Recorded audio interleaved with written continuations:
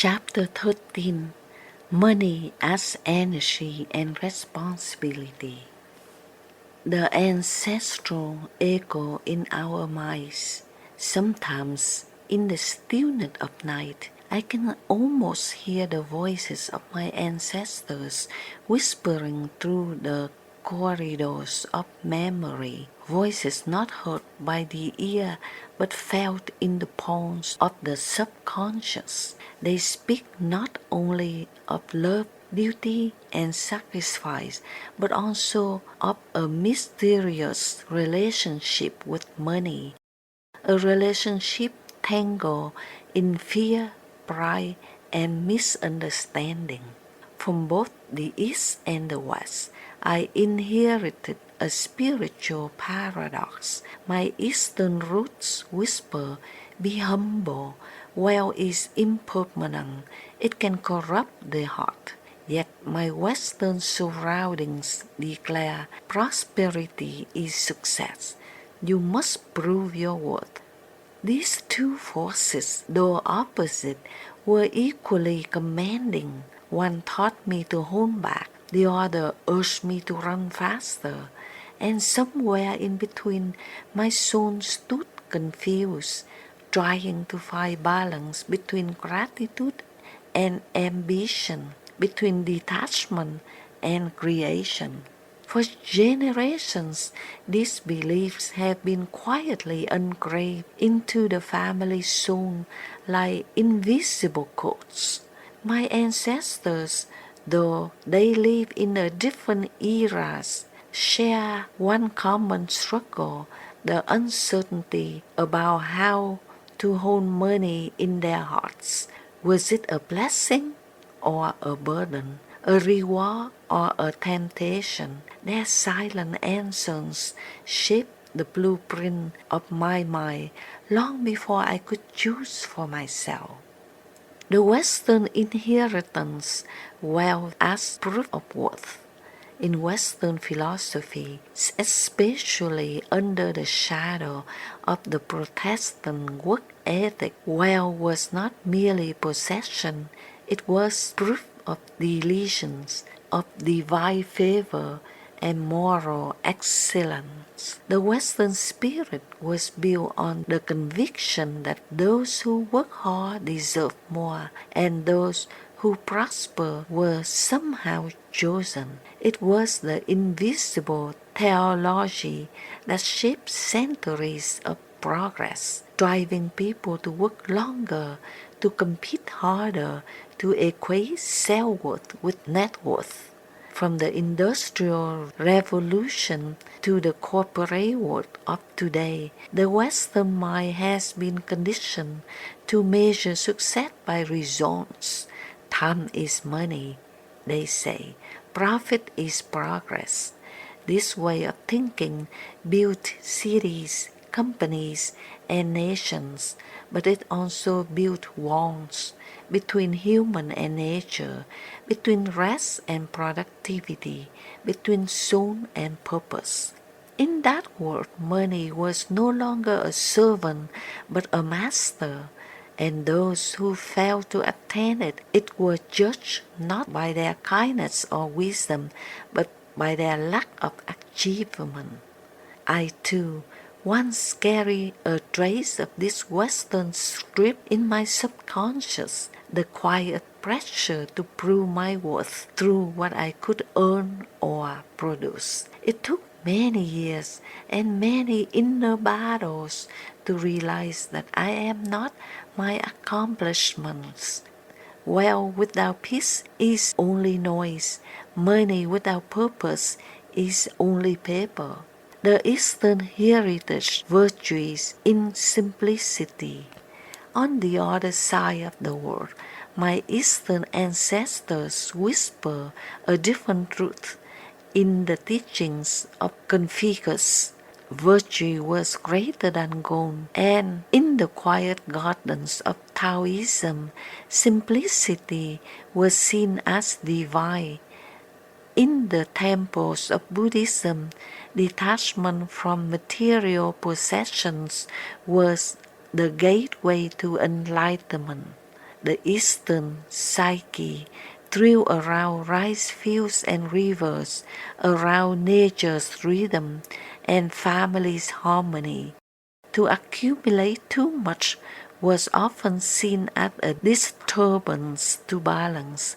Too rich was as suspicious as too poor.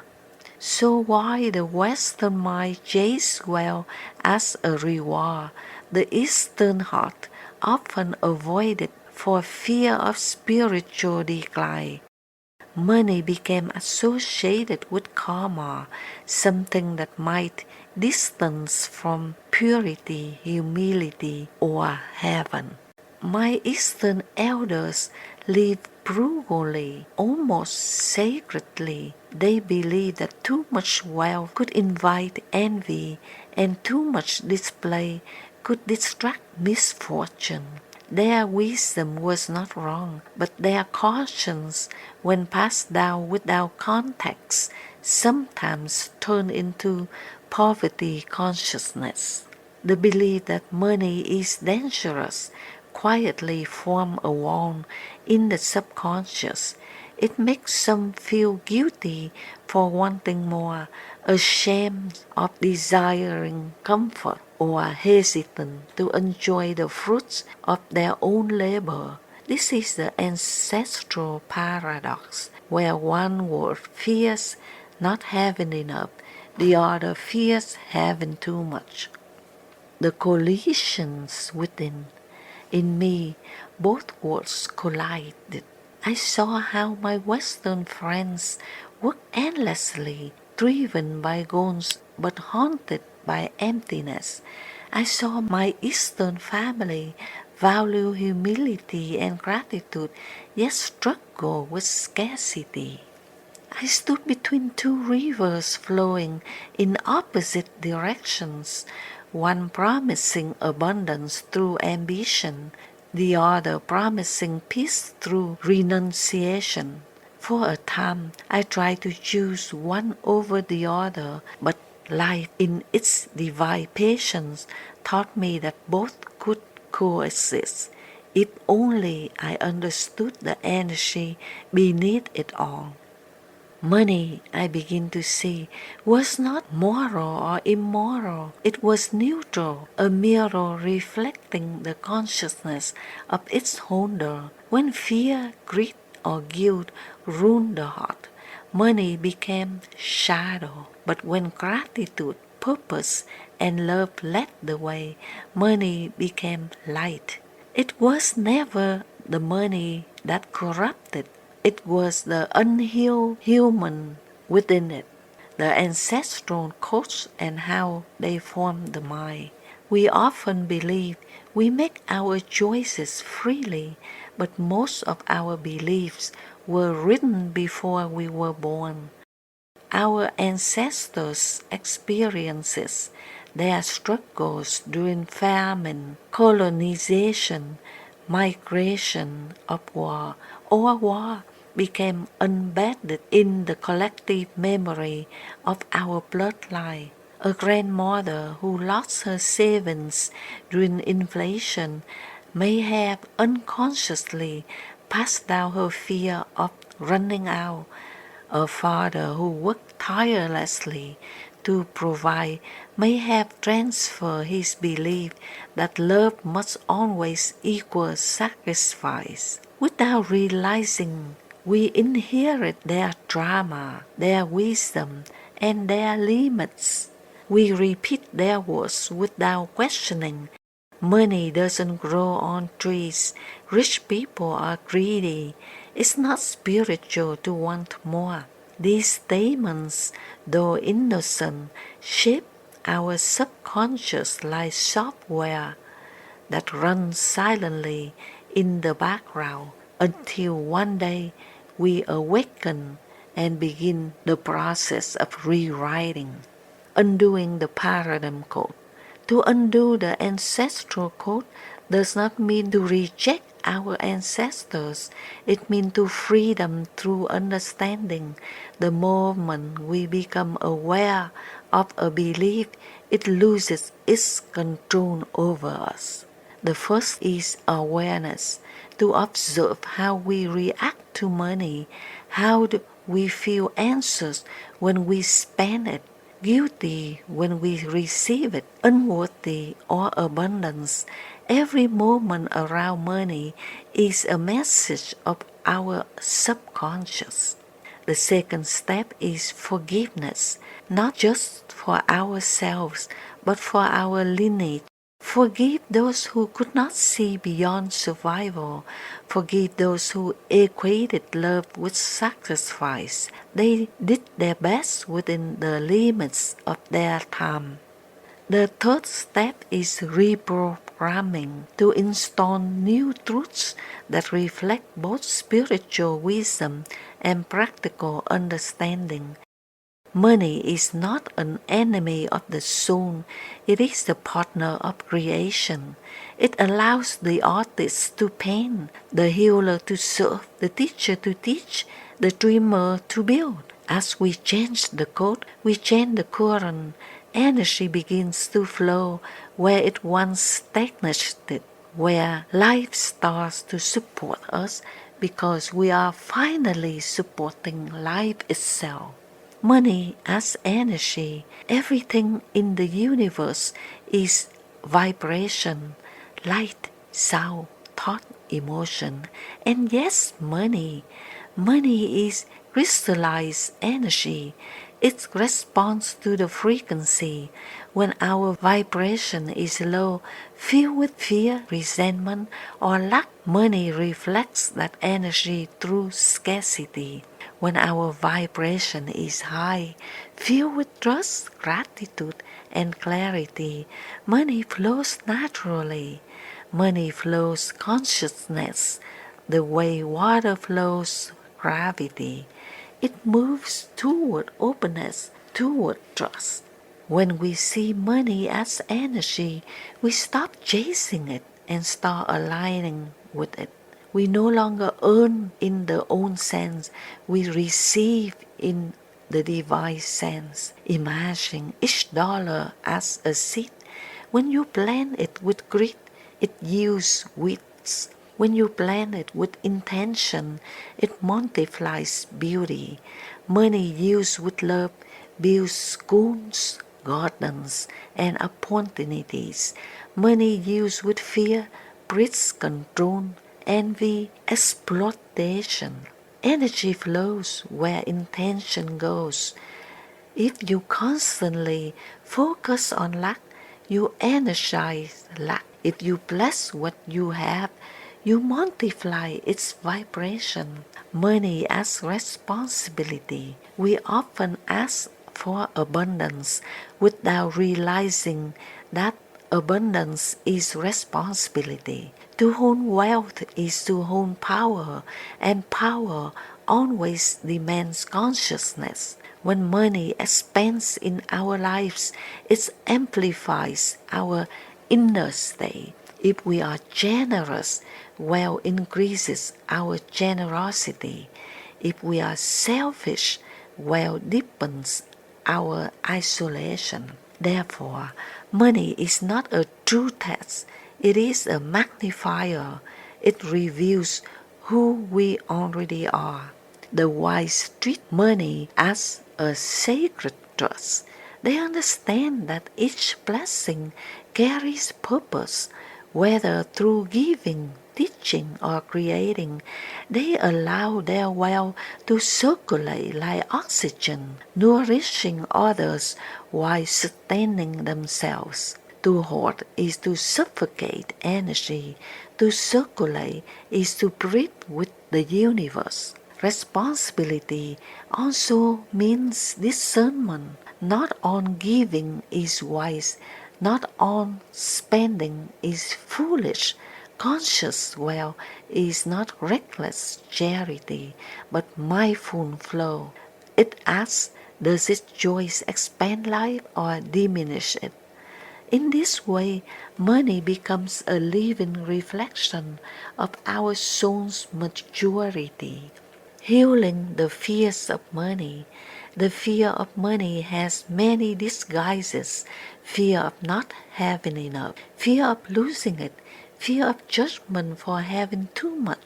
These fears come from separation, consciousness, the illusion that life is against us. But the universe is abundant by nature. The trees never worry about growing leaves.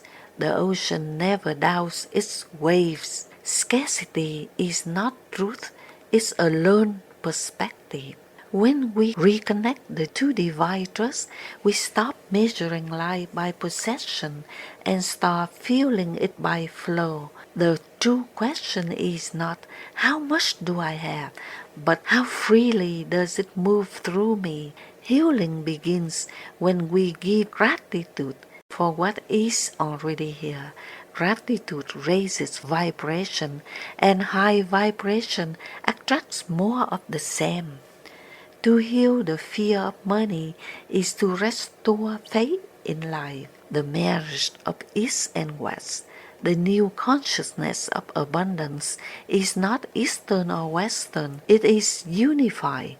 It honors the wisdom of both, the Western courage to create and the Eastern grace to let go. From the West, we learn to use money as tool for expansion. From the East, we learn to never let it own our peace.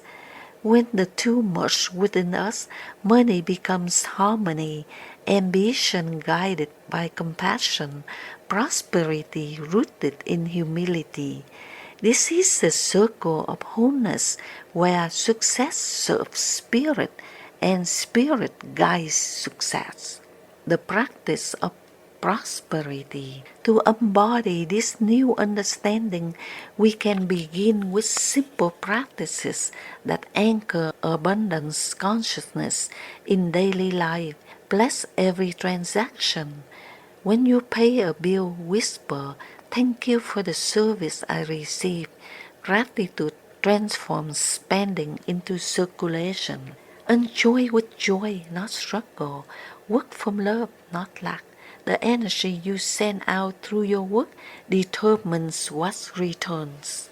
Give consciously, share with intention. A small act done with love carries more light than a large act done for praise.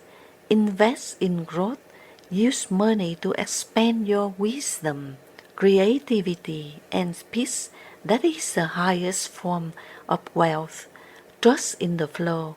Money comes and goes, but the inner abundance remains. When you treat money as sacred energy, it begins to treat the same. The mirror of life. How we handle money often mirrors how we handle life itself. If we cling to it, we likely cling to control in relationships.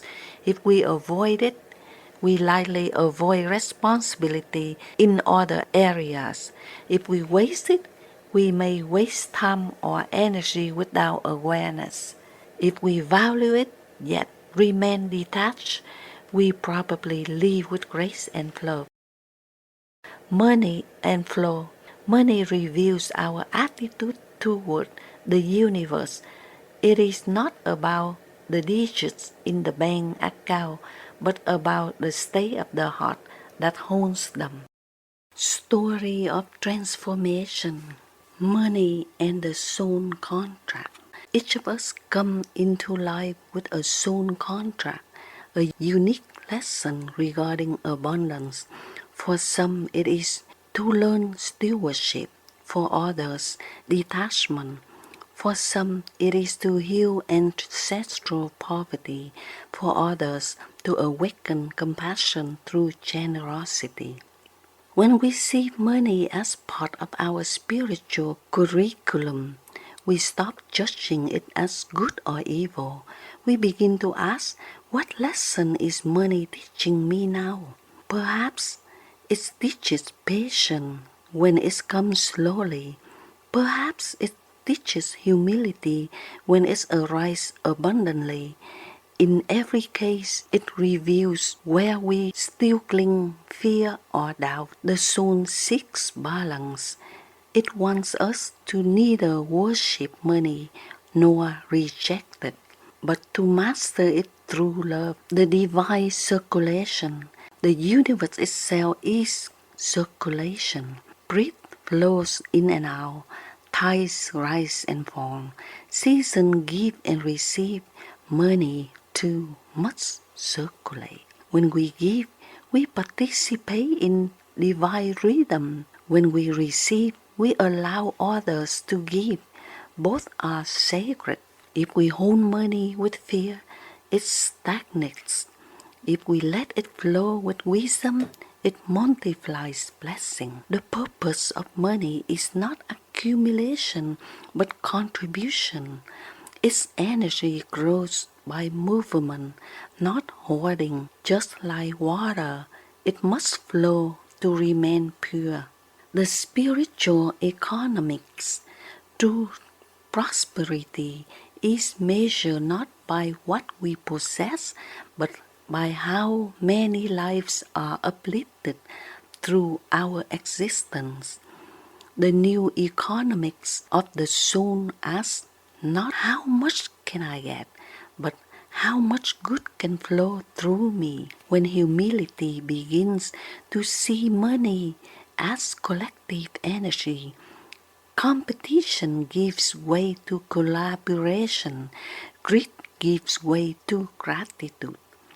In this higher awareness, businesses become vehicles for healing, and philanthropy becomes a natural expression, not an obligation. Every coin spent in love creates invisible ripples that bless the givers, the receiver, and unseen change of life in between. The inner alchemy of wealth. To transform our relationship with money is to perform inner alchemy, to turn fear into faith, scarcity into sufficiency, and guilt into gratitude. This alchemy begins within. Every time we bless what we have, we refine our vibration. Every time we trust the abundance of life, we attract more situations that reflect that trust. The spiritual truth is simple. We are not trying to get abundance. We are remembering that we are abundance in form. Money is merely one of the ways the universe expresses the truth through us. Integrating the lesson. When I look back at my own life, I see how my beliefs evolved through time, from childhood's fear of not having enough to adulthood's realization that wealth is not competition but a consciousness. I no longer see money as a prize to chase or a danger to avoid. It is an instrument of harmony, a sacred note in the symphony of life. When I earn, I give thanks. When I spend, I give purpose. When I share, I feel alive. This shift did not happen overnight. It came through reflection, through mistakes, through the humble realization of how I handle money is how I handle trust, freedom, and love. The ancestral blessing. Today, I speak to my ancestor not in fear but in gratitude. To the one who suffers scarcity, I say, your struggle has become my wisdom. To the ones who fear wealth, I say, your humility has become my compassion. To the ones who chase success, I say, your drive has become my strength. I am the bridge where East and West reconcile. In me, their contradictions find peace. Their voices no longer argue, they harmonize. They whisper not of fear, but of balance. Use money as light, they tell me now, and let it shine where darkness once ruled. The circle of wholeness. When wealth, happiness, and success merge, life becomes harmony. Money, in its pure form, It's simply the rhythm of exchange, an echo of the eternal give and take of creation. When we treat it with reverence, it becomes light. When we abuse it, it becomes shadow. But the power remains the same. It is our consciousness that decides how it moves through the world. In the end, we do not take money with us. We take only the consciousness we created through it, the generosity, the lessons, the love that is our true wealth. The circle of wholeness is complete when we realize that money is neither master or servant. It is the mirror. It shows us how deeply we trust life itself. Epilogue. The next time you touch a dollar, feel its energy, bless it. Remember that it has passed through countless hands, farmers, builders, teachers, dreamers, all added their vibration to it. It carries stories, sweat, hopes, and prayers. When it reaches you, you become part of that story. To spend it with grace, earn with love, share with wisdom. For how you handle money is indeed how you handle life. Life lesson. Money is not evil. It reflects who we are. Use it with wisdom, it becomes light. Misuse it, it becomes shadow. How you handle money reveals how you handle life. Thank you so much, and I hope you click like and subscribe to my channel for the next video.